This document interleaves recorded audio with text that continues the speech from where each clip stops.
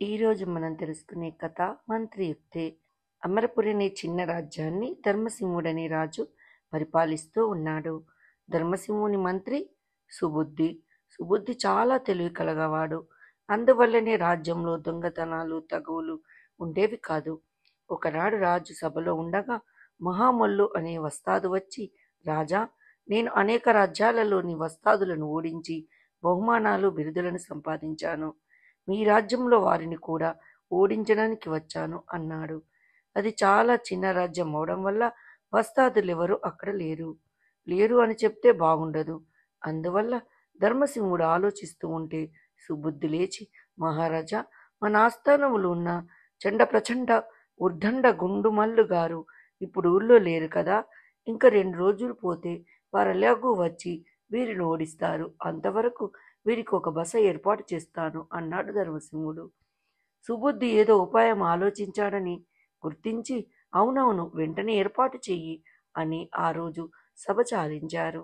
మంత్రి రాజుకు చెప్పినట్టే మహామల్లుకు ఒక బస ఏర్పాటు చేశాడు.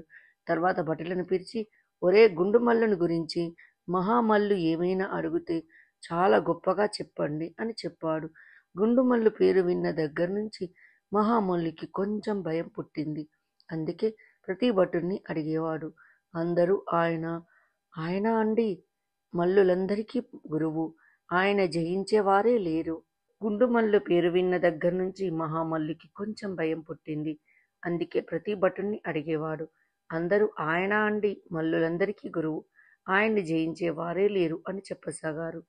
మహాబలు బసకి ఎదురుగా ఉన్న ఒక పెద్ద భవనం నిర్మిస్తున్నాడు సుబుద్ధి. దానికి ఒక పెద్ద సింహద్వారం ఏర్పాటు చేశారు. ఇంత భవనం ఎందుకు, ఇంత పెద్ద సింహద్వారం ఎందుకు అని భటులను అడిగాడు మహామల్లు. ఈ భవనం మా గుండుమల్లు గారికి, ఆయన లోపలికి వెళ్ళడానికి ఇంత పెద్ద సింహద్వారం అని చెప్పారు భటులు. ఇంకా వస్తాదులు తినే పలహారాలు అనేక రకాల బండ్లతో వనంలోకి వెళ్ళసాగాయి.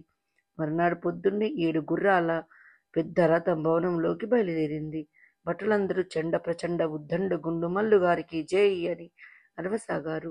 గుండుమల్లు గారు వచ్చారని చెప్పడానికి మహామల్లు బసకి వెళ్ళి చూస్తే ఏముంది, ఖాళీ. మహామల్లు ఎవరికి చెప్పకుండా పరారైపోయాడు. మంత్రి యుక్తి వలన రాజ్య గౌరవం నిలబడింది. మర్నాడు సభలో ధర్మసింహుడు సుబుద్ధిని మెచ్చుకొని అనేక బహుమానాలు ఇచ్చారు.